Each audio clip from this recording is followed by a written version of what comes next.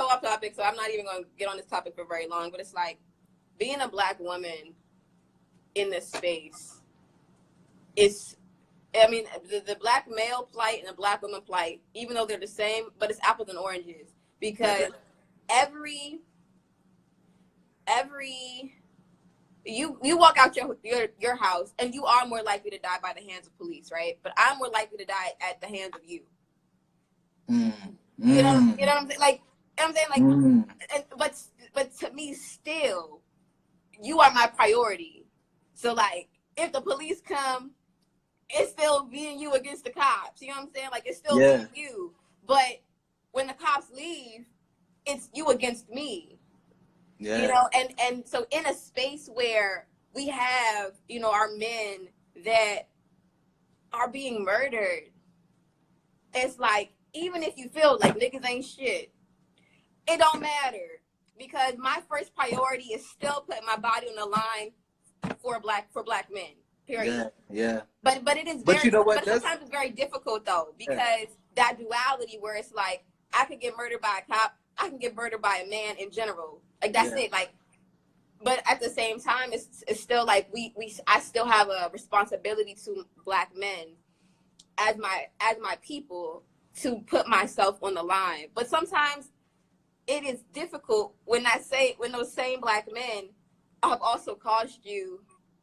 Like, I'm putting my life on the line for the same people that could take me out for real. Yeah. You know, so, and there's really no spaces to kind of talk about the duality of being a woman in a time like this, where it's like, no, like, we got to put that aside. Like, we have to, our focus is still to protect our Black men and love them, even though, you know, I could have just had an experience yesterday or last week. You know what I'm saying? Like, it's still, anyway, that's just a very side, super, not even important to this conversation right now. No, like, to be honest with you, like, let's not even have that be a sidebar, you know. So first off, before I say, you know, what I think is important, because my minor at university was applied cultural anthropology, much like actually Paris minored in anthropology because of me. Yeah. He told me. Yeah.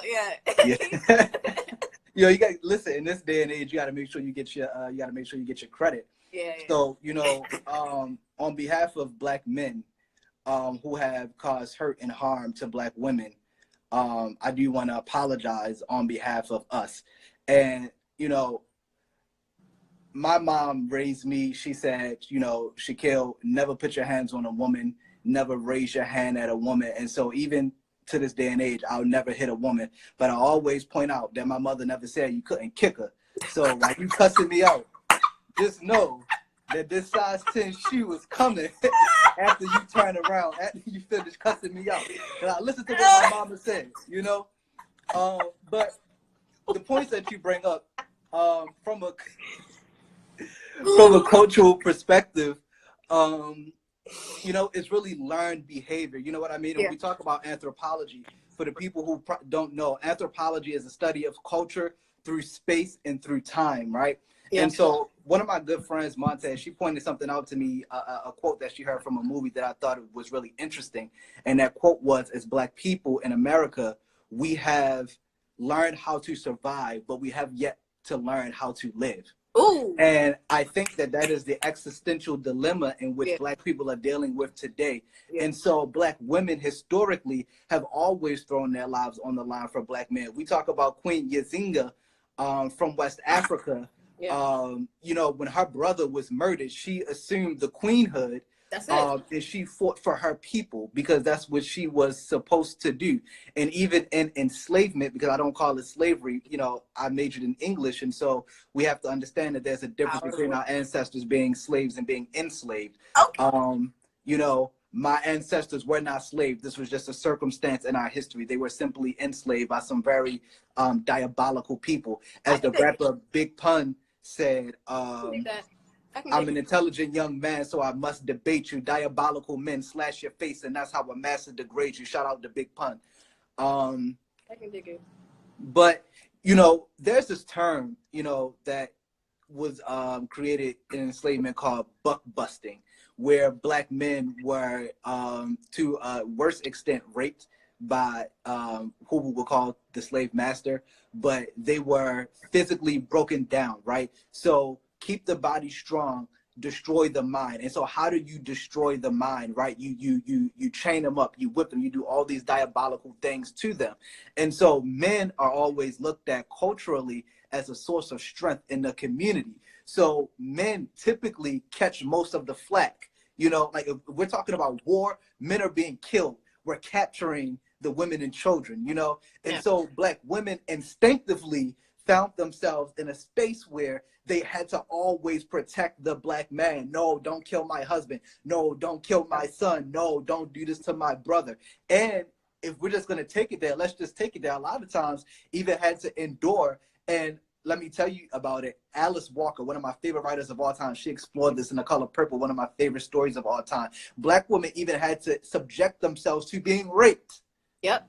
To protect the lives of Black men. Yep. And so I love Dr. Joy DeGruy. She has a book, it's somewhere on my bookshelf, called Post-Traumatic Slave Syndrome, where she talks about the trauma that in which Black people experience, how it is passed down genetically from generation to generation. Yep. But because also, you know, my bailiwick is literature and anthropology, combining, you know, written word and culture, we also find that we have this beautiful thing called ancestral memory. And I was just telling one of my friends, Black people, we are the people of memory. So this is why, you know, Black people 5,000 years ago, we didn't have to write everything down like the Europeans had to write everything down. Oh shit, I need to write down, I need eggs when I go to the fair because I'm going to forget. Black people literally were holding thousands of years of histories and stories right here. Yeah. Right here. And you know what? I can speak to that too, because a lot of us instinctively still have connections to people. Like I tweeted this earlier. I don't believe any of us I'm Christian, so I don't necessarily believe in reincarnation, but I don't believe that any of us have never existed before, if that makes sense. Like, I personally think that someone just like me existed in the 1900s and in the 1800s, and that person that they were is still needed and got a lot, you know. And now that dream and that person, their personality I have inherited it. You know what I'm saying? And I think a lot about what we inherit, like, and our inheritance in terms of like people that existed before and how we inherit their dreams. Because honestly, I as country as I am, I have never, like, I spend a lot of time in the South, but I'm not from the South. But anybody who knows me knows, it's like, yo, like, you was raised in South Carolina or something, and I was not. I'm a gardener. I plant. Now, one person in my immediate family plants, but you know who did? My great-great-grandparents, and I ain't never met them, but they were farmers. I never met them. You know, like, and so instinctively, a lot of times, we remember who we used to be or who has come before us. We never met them. We don't know them, but since we inherited their dreams, we inherit their gifts as well. Yeah. And I think that is something that a lot of us don't realize. Like, we cannot just be here for ourselves, because who was before us was not just here for them. See, that's why niggas act crazy in the summertime. I've been telling people, when you get into that heat, that shit reminds you. So let me just say this. Black people, in my judgment, and this is just my literary theory. I haven't proved this. I haven't published on it. This is my literary theory. Okay. Black people are the first actual abducted alien abduction.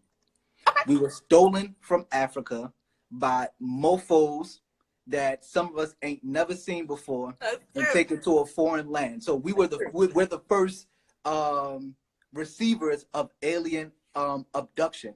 And when it gets hot outside, that ancestral memory kicks in that this is not our natural land. This is not our natural way of existing. That's my theory why niggas act crazy when it get hot outside, because you realize some shit not right. We have become circles that are trying to fit in the spot with the squares. That's my theory. You know what? I mean, there has to be something to, like, any of these behaviors, right? Like, there has to be something to it, because you cannot tell me that even niggas with no rhythm, we feel it though. Listen, I can't twerk when you ain't listen. You can ask any, and if you see me in the club, you never go see me twerking. But you know what?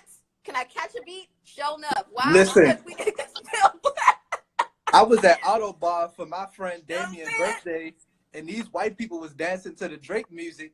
And you know, I'm the type of black person, when I dance, it takes me a while to catch the beat. So you know, once I catch the beat, I gotta make sure I stay on the beat. So I can't look at white people, because as soon as I look at a white person, it fuck my rhythm all the way up. It's like, and look, these white people, the beat was going boom. To the boom, boom, boom, boom, boom. These white people was going boom, boom, boom, boom, boom, boom, boom, boom. I said, well, goddamn, they must be dancing to the words, because they can't be dancing to the beat. I'm not doing this with you. I'm not doing this with you. Hopefully, y'all are getting a little sprinkle of joy in today, because I needed a laugh. Because this shit is just so crazy. Like, this shit is just so crazy. Like, the past 80 hours have been the most traumatic 80 hours since Trayvon Martin for me. Not even Trayvon, since Freddie Gray for me. This is the most